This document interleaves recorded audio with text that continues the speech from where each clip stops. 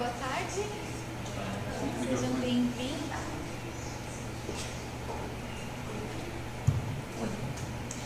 Boa tarde. Sejam bem-vindos. Eu queria agradecer o convite, da comissão organizadora. E eu vou começar falando aqui um pouco sobre o início da vida, sobre a dignidade aí do ser humano, considerando o seu estágio mais inicial de vida.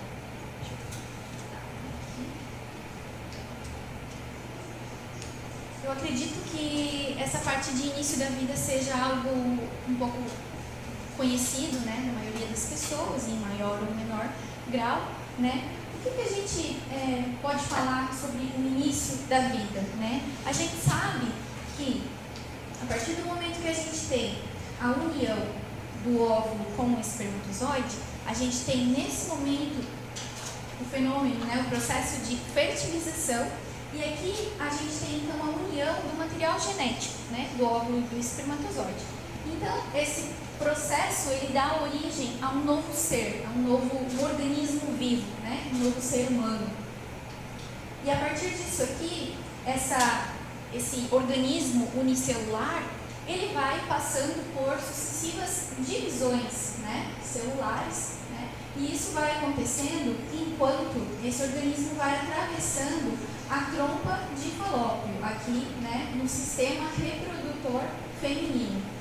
Então, esse organismo vivo vai atravessando esse caminho todo aqui, até chegar aqui na cavidade uterina, certo? Aqui na cavidade uterina, a gente tem essa camada mais interna aqui, que é chamada de endométrio, tá? E quando esse novo ser vivo, esse novo ser humano, chega aqui na cavidade uterina, o que a gente observa já não são apenas divisões celulares, mas também diferenciação celular. Então, aqui nesse momento, a gente já tem a capacidade de funções específicas, Então, uma parte dessa nova vida, desse embrião, que aqui nesse estágio é chamado de blastocisto, uma parte desse organismo é responsável, então, por se desenvolver, enquanto que outra parte dele é responsável, então, por desenvolver as estruturas extra-embrionárias, como a placenta, por exemplo, E aí, esse organismo, ele vai se fixar aqui no endométrio, O que acontece? Ele vai se implantar, aqui. Por quê? Porque nesse estágio, o corpo da mulher, a gente pode dizer que ele está preparado para receber um embrião que venha a ser concebido, certo? Então, todo mês a mulher tem um ciclo menstrual, que em suas funções fisiológicas normais, na ausência lá do uso de contraceptivo, enfim, sua fisiologia normal, esse sistema reprodutor aqui, ele se prepara para receber um embrião que venha a ser concebido. Então, esse endométrio aqui, ele cresce, a gente tem aqui proliferação celular, aumento de vasos sanguíneos, e tudo isso acontece para, de fato, acolher esse embrião que veio a ser concebido nesse ciclo aqui, Então, esse embrião, ele chega aqui, ele encontra esse endométrio totalmente receptivo a ele, pronto para acolher esse embrião, e então o embrião, ele se implanta aqui. Então, ao se implantar, ele vai conseguir encontrar ali todos os nutrientes, tudo que ele precisa para continuar se desenvolvendo, certo? Então, a gente pode dizer que o corpo da mulher, ele é receptivo ao embrião. Todo ciclo, o corpo da mulher se prepara para receber esse embrião. A gente pode dizer que, posso ousar dizer que a dignidade humana já começa aqui, Porque o próprio corpo da mulher produz e se prepara, para receber esse embrião. Então, é a mesma coisa assim, dar um exemplozinho, quando a gente vai receber uma visita em casa, a gente vai lá, arruma toda a casa, deixa tudo limpinho, faz uma jantinha, Por quê? Para acolher aquela pessoa que está chegando lá, A gente pode fazer esse paralelo porque aqui é mais ou menos isso que acontece, Existe esse preparo do corpo da mulher, Então, quando alguém falar que o embrião é um intruso, um parasita, é bem mentira esse argumento. Então, assim, para não dizer que eu estou inventando aqui, contando história, historinha, eu trouxe algumas citações de pesquisadores, cientistas, enfim, aqui as grandes ciências que estudam o desenvolvimento humano, né, como a embriologia e a genética, o que elas dizem, né? Então aqui tem um exemplo, né, de um livro de embriologia médica que fala: uma vez que o espermatozoide ingressa no gameta feminino, os núcleos masculino e feminino entram em contato íntimo e o embrião tem o seu DNA definido. Ou seja, aqui nesse momento da fertilização tem a união do material genético e a partir de então, esse organismo que possui uma única célula, ele já tem todo o seu DNA, ele já tem sexo definido, ele já tem toda a programação, tudo que ele vai vir a desenvolver subsequentemente, já está tudo armazenado, já está tudo registrado ali. Inclusive se ele tem alguma síndrome de Down, por exemplo, isso tudo é registrado nesse código genético, né? Então já está tudo aqui. Aqui, embriologia básica, né? Fala a mesma coisa, que o desenvolvimento humano vai envolver então diversas alterações, transformações que transformam uma célula única, né, que é chamada de zigoto, em um ser humano multicelular. Essa única célula é capaz de se desenvolver como um ser humano multicelular, né? Algumas outras citações aqui, né? Sempre que um espermatozoide e um óvulo se unem, cria-se um novo ser que está vivo e assim continuará, tá? A menos que alguma condição específica o faça morrer, né? Uma vez que a gente tem a união do óvulo com o espermatozoide, este novo organismo está programado para continuar vivendo, né? Passando por todas as suas próprias etapas de desenvolvimento. Bom, é comum a gente ouvir falar que o embrião ele não tem autonomia, que ele é totalmente dependente, né, do corpo da mulher para se desenvolver, que ele não tem autonomia nenhuma e que por causa disso tudo bem realizar um aborto nesse estágio em que ele ainda não tem autonomia, enfim, a gente escuta alguns argumentos nesse sentido. Esse artigo aqui é um artigo publicado em 2016 na revista Nature, uma das revistas mais renomadas, né, do mundo. E eles mostraram, de uma maneira ainda não mostrada antes pela ciência, né, a capacidade de autonomia de um embrião, né. Aqui eles utilizaram embriões humanos que foram doados, né, provenientes de técnicas de fertilização in vitro. Então esses embriões eles foram doados para que se realizasse esse estudo aqui. Os pesquisadores tinham como objetivo avaliar etapas específicas de desenvolvimento desses embriões no período pré-implantação. Então, vocês lembram aqui que o óvulo é fecundado e ele atravessa todo esse caminho aqui até chegar na cavidade uterina e aqui ele vai se implantar. A implantação ocorre ali em torno de 1 semana a 10 dias após a fertilização, certo? Então, eles tiveram como objetivo estudar todos esses processos que acontecem aqui antes desse período da implantação. Então, foi isso que eles fizeram. Eles pegaram esses embriões que estavam congelados, né? E esses embriões foram colocados em cubas, né? Vidrinhos, assim.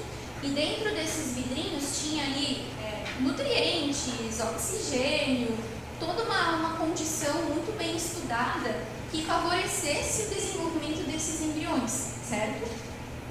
E de fato isso aconteceu. Eles conseguiram observar o desenvolvimento desses embriões na ausência do tecido materno, ou seja, esses embriões são pessoas, são seres humanos, a gente não está nem considerando a questão ética aqui nesse caso, né? Mas são embriões que foram se desenvolvendo fora do corpo da mulher, né? Apenas ali naquele ambiente, naquele ambientezinho ali de vidro com os nutrientes que eles precisavam para se desenvolver. E isso permitiu que os pesquisadores então estudassem ali diversas etapas de desenvolvimento desses embriões antes da implantação, mostrando então que de fato o embrião ele tem toda uma autonomia, né, para se desenvolver e ele foi demonstrado através desse estudo que ele é capaz de se desenvolver, inclusive na ausência desse processo de implantação no útero, né? Por quê? Porque ali naquelas cubinhas ele encontrou os nutrientes que ele precisava para o seu desenvolvimento, né? Então, até fazer um paralelo, né? Uma criança, um bebê recém-nascido, né? Um bebê recém-nascido, ele precisa ser alimentado. for alimentado, ele morre, né? Então, é a mesma coisa o embrião, ele precisa do processo de implantação, porque ali no endométrio ele vai encontrar também os nutrientes que ele precisa para continuar se desenvolvendo. Só que ele sabe fazer tudo isso sozinho, né? Ele precisa se implantar da mesma forma que um recém-nascido precisa de um alimento também, precisa ser alimentado também, né? Sem a nidação ou a implantação, né, o embrião não permaneceria vivo, assim como uma criança também não sobreviveria sem uma alimentação adequada após o seu nascimento, certo? Não é o processo da implantação em si que vai fazer o embrião ser um embrião. Da mesma forma que o leite materno não vai fazer um recém-nascido ser de fato um recém-nascido. Eles já são pessoas, eles já são seres humanos, independente desses processos. Deu para entender? Aqui tem outros estudos que estudam esse fator inicial de gravidez, né?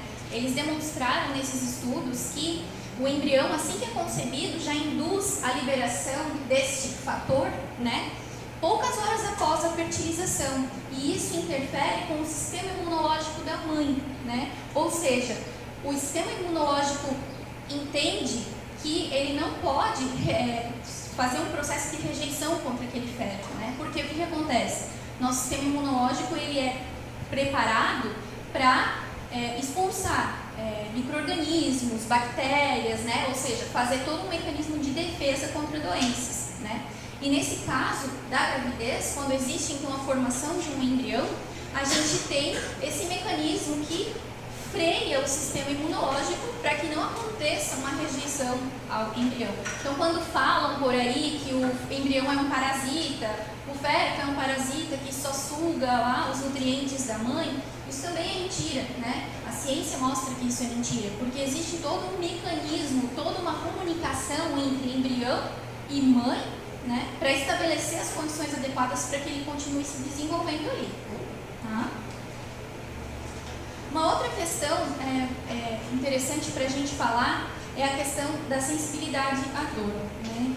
Vocês devem saber, em muitos lugares que o aborto é legalizado, existe esse argumento da sensibilidade à dor que é usado então como base para estabelecer um período em que se poderia fazer um aborto, né? Então, por exemplo, se acredita, né, existe um certo consenso científico de que o feto ele começa a sentir dor com 20 semanas de gestação, né? Por quê? Porque ele vai se desenvolvendo aos poucos, né? Vai estabelecendo ali todas as comunicações neuronais, toda essa região de inervação periférica, né? Para fazer o processamento da dor.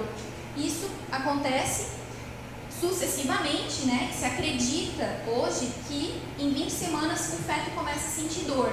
Então, em alguns países, o aborto pode ser realizado até 20 semanas. Por quê? Porque antes disso, teoricamente, o feto não sente dor, né? Mas isso é bastante controverso, né? Então, por exemplo, eu até coloquei como exemplo esse artigo aqui, onde o pesquisador argumenta que não, o feto não vai sentir dor nem depois de 20 semanas, né? Ele diz que todas as comunicações neuronais elas demoram para serem desenvolvidas, provavelmente só depois de 26 semanas de gestação, e ele argumenta que a sensibilidade à dor não depende somente dessa questão neuronal, mas também de uma questão subjetiva que envolve a experiência do ser humano como pessoa que vai, vamos dizer assim, aprender a sentir dor.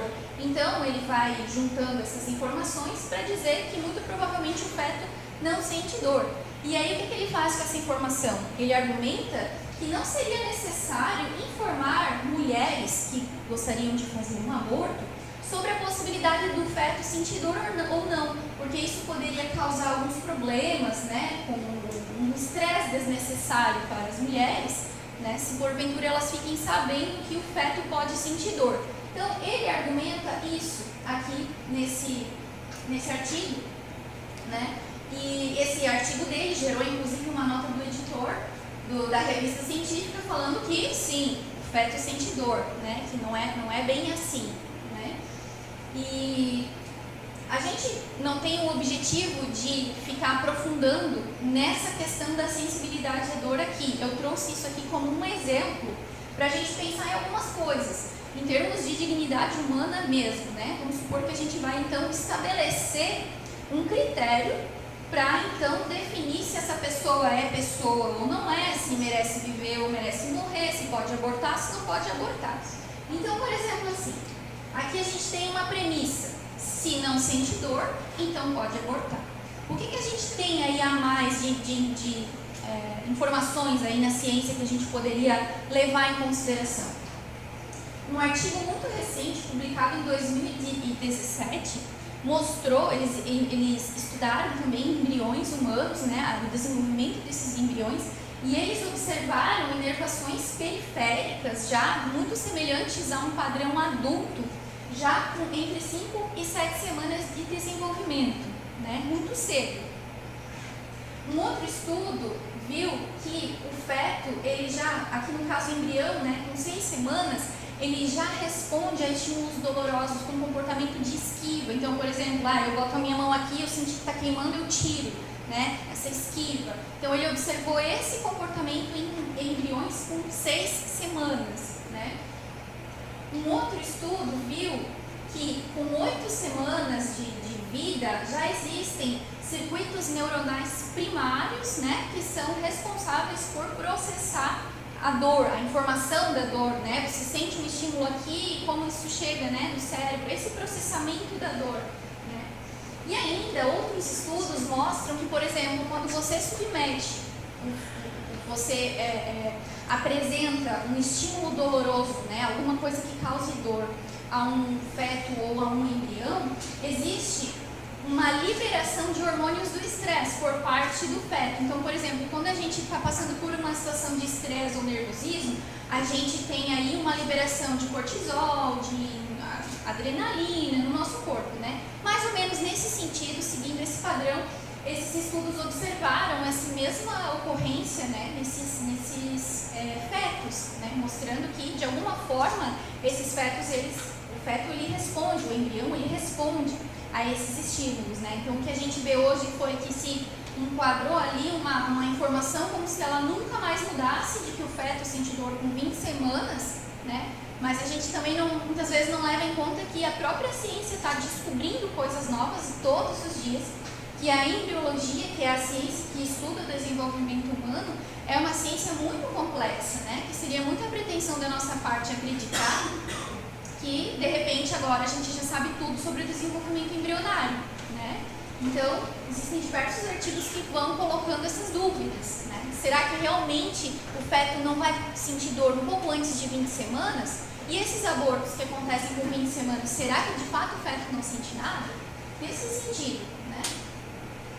Então, o Dr. Hélio Angotti, ele fala nesse sentido, né? O que ele fala? Que a gente tem que lembrar que a gente vai julgar esse processamento da dor, por exemplo, com base no aparato neuronal adulto, né? A gente conhece o que acontece no ser humano adulto e vai transpor isso para o embrião. Mas será que realmente são as mesmas condições que acontecem a nível embrionário, né? Então ele deixa esse questionamento, né? E aí, em termos de dignidade humana, a pessoa não sente dor, então tudo bem eliminá-la, né? Será que isso, ainda se fosse totalmente verdadeiro, sem sombra de dúvidas, que o feto com 20 só vai sentir dor com 20 semanas, ainda assim, é lícito, é moral eliminá-lo com 19 semanas, porque com 19 ele não sente dor, né? E aí a gente entra numa situação ainda mais problemática, né? Existem países em que o aborto, que pode fazer aborto com mais de 20 semanas, né? E aí o que acontece? Existem alguns grupos pró-vida inclusive, que tentam então restringir o aborto a 20 semanas, nesses lugares em que pode fazer aborto com, sei lá, 30 semanas. E aí o que acontece? Organizações abortistas, como a Planned Parenthood ou o Instituto Guttmacher, que tentam disseminar o aborto aí no mundo inteiro, eles resistem a essa restrição a 20 semanas, entende? Por quê? Se eles estão tão preocupados em estabelecer o critério da dor, por que eles não querem restringir esse critério da dor? Por que eles querem continuar fazendo aborto com mais de 20 semanas? Então, a verdade é o quê? Eles vão estabelecendo qualquer critério para determinar o início da vida, mas, na prática, eles não se importam muito com esse critério. Por quê? Se eles querem continuar fazendo aborto por mais de 20 semanas, eles não estão se importando se o feto tal não está sentindo dor, né? Então, na verdade, esses argumentos, na verdade, não importam muito para quem quer, de fato, fazer aborto, disseminar o aborto. Um exemplo, a mulher que não sente dor e que pegou no sono quando dava à luz. Isso aqui foi notícia, essa mulher ela sofre de analgesia congênita. É uma característica dela como pessoa que tem um limiar totalmente diferenciado de dor, né? Ela não sente dor. Tudo bem eliminar essa mulher então, considerando esse critério? Não precisa viver porque não sente dor. Então é nesse sentido, né? E aí, a gente vai atribuir dignidade à vida com base em critérios pontuais? Isso faz sentido? Em termos de saúde, em termos de ciência, em termos de pesquisa, isso faz sentido? Esse trabalho aqui foi publicado no Caderno de Saúde Pública, é um artigo brasileiro, né? Que vai discutindo aí o marco inicial da vida humana. E aí eles fizeram uma tabela que apresenta aqui diversos critérios, tá, utilizados para estabelecer o início da vida humana, tá? São diversos os critérios. Eu grifei alguns. O critério do suporte materno. Esse critério acontece quando o embrião se implanta lá no endométrio, né? Acontece ali mais ou menos com uma semana de vida embrionária, né? Então antes disso não é vida, né? Só passa a ser vida quando se implanta. Um outro critério, o critério cardíaco, só vai ser vida quando bater o coração começa a bater com 4 semanas, antes disso não é vida. Um outro critério, viabilidade extrauterina, existem relatos na literatura, né, e dados aí estatísticos que existe alguma probabilidade de sobrevivência fora do útero, em torno de 20 semanas de gestação. Então se ele consegue viver fora, daí ele é vida, mas antes disso não é, então pode abortar. E ainda mais um aqui, como se não bastasse esses aí, o critério da linguagem para comunicar vontades. Então, a vida só inicia a partir do momento em que este ser é capaz de comunicar as suas vontades. Isso aí aconteceria por volta dos 2 anos após o nascimento. Então, antes disso, não é vida, não é ser humano, enfim. O que a gente pode concluir, né, com isso aqui, com base em tantos critérios para estabelecer nessa necessidade de estabelecer o início da vida e justificar então atos como, por exemplo, o aborto, né? São tantos os critérios que, de fato, vendo uma tabela como essa, a gente pode acreditar que a ciência não tem consenso científico, né, com relação ao início da vida. Eu ouso dizer que isso daqui não é ciência, isso é opinião. Então tem um pesquisador que, com base no que ele está estudando, ele acredita que a vida começa quando bate o coração. O outro pesquisador vai acreditar que só começa quando a criança faz 2 anos de idade, né? Isso é opinião, não existe embasamento, não tem como a gente garantir que isso é verdadeiro. O único argumento que a gente pode dizer que é verdadeiro, que tem consenso científico e não deixa margem de dúvida, é a teoria da concepção, que é quando o óvulo e o espermatozoide se fundem e a partir desse momento a gente tem o início de uma nova vida, né? Então, por que eu vou estabelecer critérios para atribuir dignidade a um ser humano se eu sei que a vida de todo ser humano começa naquele momento, né? A partir daquele momento, ele vai se desenvolver subsequentemente em diversos processos, né? Assim como a gente, criança, adulto, né, idoso, caminhando para a morte, passa por diversos processos de desenvolvimento, né?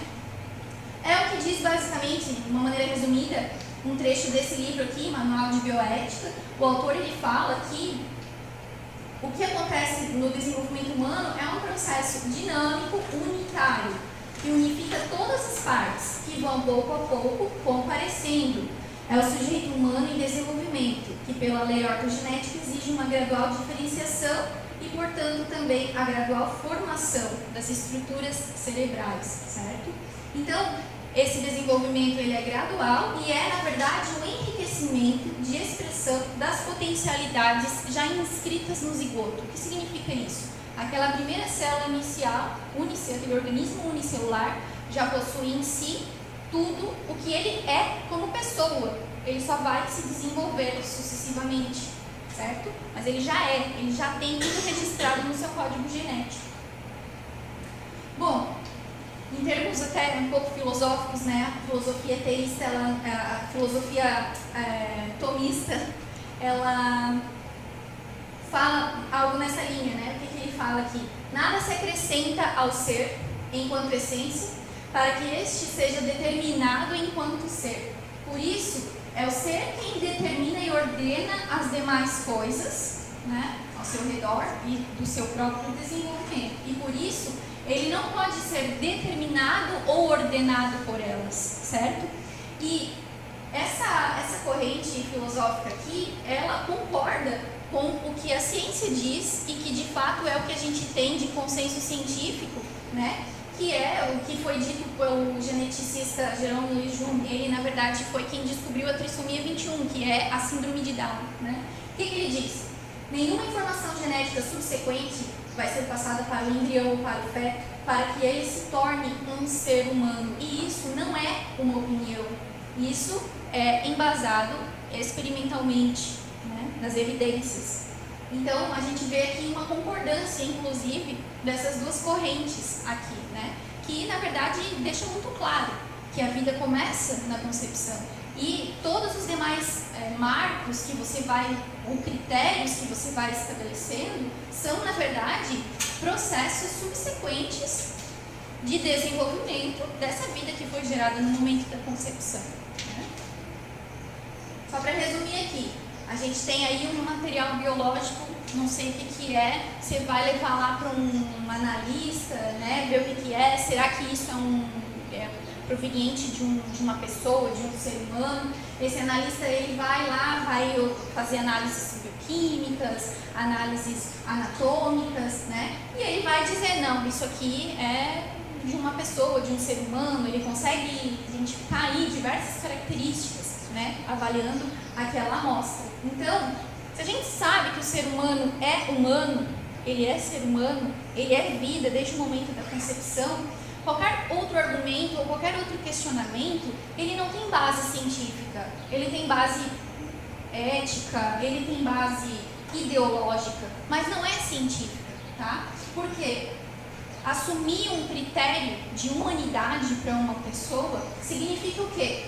Que eu vou contrariar a informação biológica, um dado biológico que vai me dizer que sim, este é um ser humano e que por ser um ser humano merece dignidade, e também leva à negação dessa dignidade da pessoa e também à universalidade dos direitos humanos. A gente parte do pressuposto de que toda pessoa humana merece dignidade, né? A partir do momento que eu atribuo critérios, sente dor, pode abortar, né? Coração não bate, pode abortar. Qualquer critério que você queira estabelecer, você então está dizendo que não são todos os seres humanos que merecem dignidade, né? Então tá, pessoal, acho que da minha parte é isso. Queria deixar só mais esses questionamentos, assim, né? Isso daí pra gente pensar. Existem muitos argumentos que vão colocando, que vão falando que inclusive é científico, mas a gente tem que tomar um pouco de cuidado, né, quando a gente se depara com esses argumentos e ver o que a gente tem na nossa mão que é de fato evidência e o que é opinião, né? Então tá, deixei meu e-mail aqui, se alguém quiser conversar depois a gente conversa. Agradeço a atenção.